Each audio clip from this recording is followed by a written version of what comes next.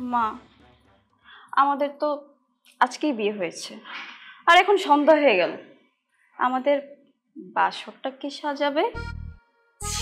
ছি, ছি, ছি, ছি, ছি।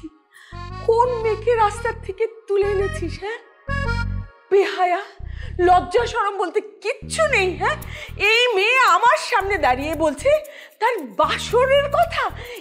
এইরকম কেউ বলে কখনো? ছি ছি ছি ছি ছি, কি মেয়ে! ছি।